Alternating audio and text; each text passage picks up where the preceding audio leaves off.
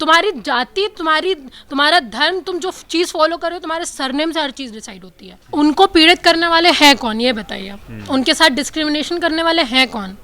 उनको इतना इन्फीरियर किसने रखा, इतना सप्रेस्ड किसने रखा? आपके ग्रंथों ने रखा ना, आप लोगों ने रखा। किसी को विक्टिम कार्ड खेलना अच्छा नहीं लगता, सबको ये चीज़ बताना अच्छा लगता है कि हम सुपीरियर हैं, हमारे नीचे कोई ना कोई हो। तो आप उस समाज की मानसिकता देखिए सर, कि उनको आज भी ये चीज़ लगती है कि हम यूनिवर्सिटी में पढ़ने भी आएंगे ना तो हमारे साथ डिस्क्रिमिनेशन ही होगा। और आपकी यूनिवर्सिटीज़ का डेटा ये चीज़ बताता है कि 118.4% की वृद्धि हुई है डिस्क्रिमिनेशन। बिल्कुल होना चाहिए। कमाल की बात है, कल तक आप इनकी हिपोक्रेसी देखिए, कल तक इनके मोदी जी इनका हिंदुत्व की भागदौड़ धोने वाले थे, विष्णु के अवतार थे, उनको तेली तेली बोल के उनके कास्ट के नाम से चढ़ाया जा रहा है। तो एक विश्वविद्यालय की कुलपति कह देती हैं कि दलित समाज विक्टिमहुड का मरीज हो गया है, या फिर एक ड्रग की तरह हो गया है विक्टिमहुड दलित समाज, जैसे कि अमेरिका में ब्लैक समाज है। और इस समय जिस तरीके का डिस्कोर्स चल रहा है विश्वविद्यालयों में ये लेकर कि यूजीसी का रेगुलेशन होना चाहिए कि नहीं होना चाहिए, छात्र भी दो धड़ों में बट गए हैं, कुछ समर्थन कर रहे हैं, कुछ विरोध कर रहे हैं। एक ऐसे ही छात्र हमारे साथ हैं, दिल्ली विश्वविद्यालय की हैं, जेएनयू की कुलपति का ही बयान के बारे में इनसे डिस्कशन कर रहा था और यूजीसी के बारे में जानने की कोशिश करेंगे। जैसे कि जेएनयू के कुलपति ने कहा है कि दलित समाज विक्टिमहुड का शिकार है, कि वे अगर विक्टिमहुड से बाहर नहीं आएंगे, वो सदैव यही सोचते रहते हैं देखिए हम तो बेचारे हैं, हम पीड़ित हैं। इस पीड़ित मानसिकता से बाहर नहीं आएंगे तब तक आप विकास नहीं कर सकते हैं। क्या सच में दलित समाज पीड़ित मानसिकता से ग्रस्त है? सर पहले ना ग्राउंड रियलिटी की बात करते हैं। उनको पीड़ित करने वाले हैं कौन, ये बताइए आप। उनके साथ डिस्क्रिमिनेशन करने वाले हैं कौन? उनको इतना इन्फीरियर किसने रखा, इतना सप्रेस्ड किसने रखा? आपके ग्रंथों ने रखा ना, आप लोगों ने रखा। तो जो इन सब चीज़ों से ग्रसित है तो वो अपने आप को क्या बोलेंगे कि मैं ब्राह्मण हूँ? क्या बोलेंगे? वो तो यही बोलेंगे ना कि हमारे साथ में ये चीज़ हो रही है भाई। और ग्राउंड रियलिटी आपका डेटा ये चीज़ बता रहे हैं, आपके एनसीआरबी की डेटा ये सारी चीज़ें बता रहे हैं। लगातार आप मुझे बताइए एक चीज़, लगातार हम लोगों को ये चीज़ सुनने को मिलती है, किसी दलित के शव को जलाने नहीं दिया गया, ठीक है, शमशान के बाहर रखा, औरत को शमशान के बाहर जलाया जा रहा है, सोचिए, ठीक है, जिंदा जलाया जा रहा है मेरठ में लड़के को, ठीक है, चोटियाँ खींची जा रही है, चोटियाँ उखाड़ी जा रही है। अब तो खींचने से भी उनको वो नहीं हो गया, उखाड़ी दो डायरेक्ट, ठीक है। फिर ब्राह्मण का मूत्र भी छिड़का जाएगा, उसके बाद ये चीज़ होगी कि आप शादी नहीं करोगे, घोड़ी पे चढ़ने नहीं दिया जाएगा। अब आप सोचिए ये सारी चीज़ें, मैं सोशल मीडिया की अगर बात करूंगी तो सर तमाम बहुत सारे केसेस हैं सोशल मीडिया में, लेकिन आप वो चीज़ मानोगे नहीं, आपके नेशनल मीडिया के केसेस ही रहते हैं ना। ये सारे जो मैंने केसेस गिनाए ये नेशनल मीडिया पे आए हुए केसेस है ना, तो ये सारी चीज़ें तो नेशनल मीडिया बोल रही है ना कि ये चीज़ होती है। तो आप उस समुदाय से कैसे एक्सपेक्ट करते हैं कि वो विक्टिम कार्ड नहीं खेलेगा? और ये तो है नहीं, वो तो विक्टिम है भाई। खेलने की क्या बात है कि वो कोई गलत तरीके से एडवांटेज लेने की बात है क्या, कि खेलना विक्टिम कार्ड, ये क्या डेफिनेशन? आप मुझे बताइए 10 लोगों के बीच में मैं अपने आप को एम्बेरस करूं कि मैं दलित हूं, मेरे साथ ये हो रहा है, मुझे अच्छा लगेगा? आप बताइए, लगेगा? अच्छा नहीं लगेगा ना। किसी को विक्टिम कार्ड खेलना अच्छा नहीं लगता, सबको ये चीज बताना अच्छा लगता है कि हम सुपीरियर हैं, हमारे नीचे कोई ना कोई हो। तो आप उस समाज की मानसिकता देखिए सर, कि उनको आज भी ये चीज़ लगती है कि हम यूनिवर्सिटी में पढ़ने भी आएंगे ना तो हमारे साथ डिस्क्रिमिनेशन ही होगा। और आपकी यूनिवर्सिटीज़ का डेटा ये चीज़ बताता है कि 118.4% की वृद्धि हुई है डिस्क्रिमिनेशन में।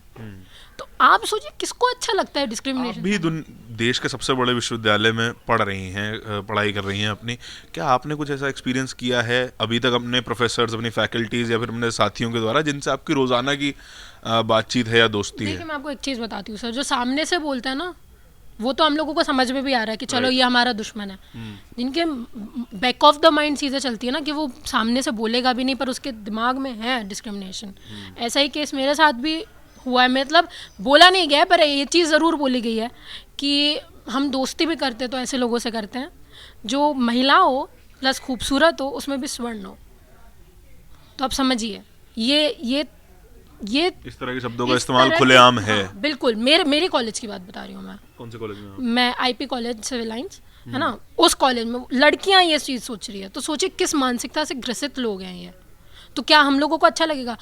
मान के चलिए अगर उसको पता भी नहीं है मैं कौन हूँ, पर मुझे तो पता चल गया ना कि वो क्या सोच रही है। अगर उसको मैं कल को ये चीज़ बता दूंगी कि मैं कौन हूँ तो बेशक मेरे सामने नहीं बोलेगी पर पीठ पीछे क्या बोलेगी? This is what discrimination is. आज सामने नहीं होता कि हम तुम्हें छुएंगे नहीं, हमारे साथ तुम्हारे साथ खाएंगे नहीं, नहीं वो तो मजबूरियाँ नहीं कर सकते क्योंकि डॉक्टर अंबेडकर का संविधान है। अंदर करोगे तो SC/ST एक्ट के तहत अंदर जाओगे, पर पीछे ये चीज़ होगी ना कि बहन बेटी का संबंध नहीं रखेंगे हम, है ना, तुमसे दोस्ती नहीं करेंगे हम, या तुम्हें आइसोलेट कर देंगे, ये सारी चीज़ें आज भी होती। लेकिन जैसे मैंने सुना कि अगर आपको जातिवाद खत्म करना है तो डॉक्टर लोहिया भी कह के गए कि आप अगर समाज में जातिवाद खत्म करना है तो रोटी बेटी का संबंध आपको बनाना पड़ेगा। आप मेरे घर खाइए, मेरी बेटी आपके घर सम्मान से रहे। लेकिन इसकी इंटरप्रिटेशन बड़ा मतलब जो तबका UGC का विरोध कर रहा है वो कह रहा है कि नहीं, आप तो सवर्ण महिलाओं पे आधिपत्य की बात कर रहे हो, उस पर अपनी पकड़ बनाने की बात कर रहे हो। क्या इस डेफिनेशन को थोड़ा बेहतर तरीके से समझना चाहिए? नहीं, चलो महिलाओं की बात करो तो आप महिलाओं की स्थिति की भी बात करो। ब्राह्मणवाद में आपने जिसके साथ में आप शादी कर रहे हो, क्या आपके ग्रंथों में ये चीज़ नहीं है कि महिलाओं को सिर्फ घर के अंदर रहना चाहिए? बेटी कमतर है बेटे से, ये चीज़ नहीं है। बेटा ही हमारा लेगेसी आगे लेके जाएगा, बेटा ही सरनेम लेके जाएगा, ये तो आपके इसमें बोला जा रहा है ना सर। तो अगर और आप सोचिए, अगर आप ये चीज़ बोल रहे हैं कि आप शादी कर लेते हैं तो आप ब्राह्मण महिलाओं को सुपीरियरिटी चलेंगे, तो मतलब आप कोई ना कोई बहाना दे रहे हैं कि हम करें ही ना इंटरकास्ट मैरिज, तो ये जातिवाद खत्म कैसे होगा? आप लोहिया जी की बात कर रहे हैं, डॉक्टर अंबेडकर ने भी ये चीज़ बोली कि इंटरकास्ट मैरिज होनी चाहिए, this is the only solution कि आप जातिवाद इससे खत्म हो गया। क्योंकि आपके ऑफस्प्रिंग भी उस तरह की बात नहीं समझेगी ना। नहीं, वो देखिए, इन लोगों की प्रॉब्लम ये कि इनको ऐसा लगता है कि हमारा खून बहुत शुद्ध है, हमारे खून में किसी और का इन्वॉल्वमेंट हो जाएगा ना तो आगे आने वाले जो लोग हैं वो लूले लंगड़े पैदा होंगे। ठीक है, फिर हम लोग अपने ब्लड्स की बात करें ना, तुम खड़े होने लायक नहीं हो। इस देश को, जिस अखंड भारत की तुम बात करते हो, इस देश को अखंड भारत बनाने वाले अशोक थे, जिनको तुमने शूद्र बोला था। ठीक है, जिस देश को जाना जाता है गौतम बुद्ध से, वो भी शाक्य क्लैन के थे, जिनको तुमने ये चीज़ बोली थी कि वो क्या क्षत्रिय नहीं होते हैं। ठीक है, या आपके ग्रंथ बोलते हैं। तो फिर जीन्स की बात तो हम ज़्यादा सुपीरियर जीन्स हमारे हैं, फिर तो हमको ये चीज़ बोलनी चाहिए कि तुम्हारे जीन्स हमारे में आ जाएंगे तो गद्दारी आ जाएगी, क्योंकि सावरकर की औलादे हो ना तुम, तो फिर गद्दारी आ जाएगी। हमारे पास पिटीशन लिखते रहेंगे हम कि माफ़ कर दो सर, यहाँ से छूटने के बाद आपके प्रति हम लॉयल रहेंगे, $65 का हम लोग पेंशन देते रहो हम लोगों को, फिर हम आपके साथ में अच्छी सारी लॉयल्टी निभाएंगे। फिर तो हम लोगों को ये चीज़ बोलनी चाहिए। फिर इनकी बात चुभती है दिलों में कि ऐसा कैसे बोल दिया। लेकिन जिस तरीके का बिहेवियर आपने अभी शुरुआत में ही बताया, उसी बिहेवियर के खिलाफ एक गाइडलाइंस आती है, UGC नई गाइडलाइन लेके आता है और बड़े स्तर पे विरोध भी देखने को मिलता है। कई जगहों पे कहा गया, विरोध हुआ, गालियां दी गई प्रधानमंत्री को, और इस बात को रिएटरेट किया गया कि आप अगर जाति की बात करेंगे तो हम और ज़्यादा जातिवाद करेंगे और ज़्यादा जाति से के नाम से गाली देंगे। क्या ये एक और कारण नहीं समझती हैं कि UGC भी होना चाहिए? बिल्कुल होना चाहिए। कमाल की बात है, कल तक आप इनकी हिपोक्रेसी देखिए, कल तक इनके मोदी जी इनका हिंदुत्व की भागदौड़ धोने वाले थे, विष्णु के अवतार थे, उनको तेली तेली बोल के उनके कास्ट के नाम से चढ़ाया जा रहा है। तो ये सगे लोग हैं, आप बताइए ना। ये स्वर्ण लोग जो कल तक बोल रहे थे कि हिंदू हिंदू भाई भाई हैं, बटोगे तो कटोगे, नहीं, ये तो आज भी कहा जा रहा है कि ये जो 4 वर्ण है 4 भाइयों की तरह है। कल जो जंतर मंतर में प्रदर्शन हुआ तो उसमें कहा गया कि ये 4 वर्ण 4 भाई हैं। आप मुझे बताइए, ये कहते हैं कि वर्ण कर्म के आधार पर है, ये चीज़ बोली जाए ना, हम कर्म के आधार पर मानेंगे। कौन ब्राह्मण ये है जो सफाई का काम करता है और ये चीज़ बोलता है कि मैं शूद्र हूँ? वर्ग के आधार पर आपको ये चीज़ बोलनी चाहिए कि आप शूद्र हो, ब्राह्मण नहीं हो। लेकिन बोला क्या जाता है, मैं ब्राह्मण हूँ क्योंकि मेरे पीछे शर्मा लगा है, मिश्रा लगा है, बोली जाती है ना। तो तुम बर्थ बेस बना रहे हो ना इस चीज़ को, पैदाइश बेस बना रहे हो इस चीज़ को, कर्म के आधार पर तो नहीं बना रहे हो। ऐसे तो कई लोग हैं, कई, अब जैसे रतनलाल सर हैं, प्रोफेसर हैं, टीचर हैं, ब्राह्मणों का काम टीचिंग करने का होता है, उनको बोला जाएगा ब्राह्मण है वो? नहीं बोला जाएगा ना। तो कहाँ है कर्म के आधार पर चीज़ें, आप बताइए ना मुझे। क्या ये मानने के लिए तैयार है? तो कल तक सफाई का काम, वर्किंग क्लास का काम जो तुम कर रहे हो, अपने आप को शूद्र बोलना चालू करो। ऐसे बड़े प्रोफेसर जो यूनिवर्सिटी में पढ़ा रहे हैं SC ST OBC समाज के, उनको ब्राह्मण बोलना चालू करो। तब तो हम माने कि वर्ण व्यवस्था में जो काम के आधार पर जो काम कर रहा है उसको उस चीज़ के नाम से जाना जाएगा। लेकिन नहीं है ना सर ऐसा। तुम्हारी जाति, तुम्हारा धर्म, तुम जो चीज़ फॉलो कर रहे हो, तुम्हारे सरनेम से हर चीज़ डिसाइड होती है, तुम्हारे काम से डिसाइड नहीं होती है।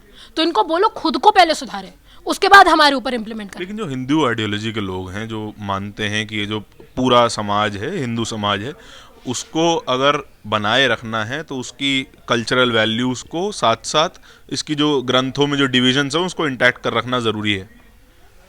कल्चर जो ये चीज़ बता रहा है कि डिस्क्रिमिनेशन है, कल्चर जो ये चीज़ बता रहा है कि एक तबके के बराबर हम बैठ नहीं सकते, कल्चर जो सिर्फ इनइक्वालिटी के ऊपर बेस्ड है, कल्चर जो ये चीज़ बोलता है कि कोई सुपीरियर है कोई इन्फीरियर है, कल्चर जो ये चीज़ बोलता है कि तुम बराबर नहीं हो, तुम जानवरों के तुल्य हो, ऐसा कल्चर नहीं चाहिए हमें, फिर नहीं चाहिए। मैं सीधा बोल रही हूँ, ऑन कैमरा बोल रही हूँ, चीज़ नहीं चाहिए हमें ऐसा culture. Thank you so much. ये बात तो है कि अगर जिस भी कल्चर में एक व्यक्ति को, एक वर्ग को डिसएडवांटेज में रखा गया हो, वो उस कल्चर को, उस पद्धति को क्यों ही स्वीकार करेगा। इस पूरी बातचीत के बारे में आपके क्या विचार हैं, कमेंट सेक्शन में बताइएगा ज़रूर। इस तरह की और भी वीडियोस देखते रहने के लिए नेशनल दस्तक को सब्सक्राइब ज़रूर कीजिए। कैमरे के पीछे मेरे साथ ही तौहीद के साथ मैं धारण, बहुत बहुत शुक्रिया। नेशनल दस्तक की आपसे गुजारिश है कि अगर इसको बचाना चाहते हैं तो नेशनल दस्तक को सब्सक्राइब करने के लिए रेड कलर के सब्सक्राइब बटन को दबाएं, फिर बेल आइकन की घंटी दबाएं। नेशनल दस्तक को बचाने के लिए बहुत ज़रूरी है कि हर खबर को शेयर करें, लाइक करें, कमेंट जरूर करें।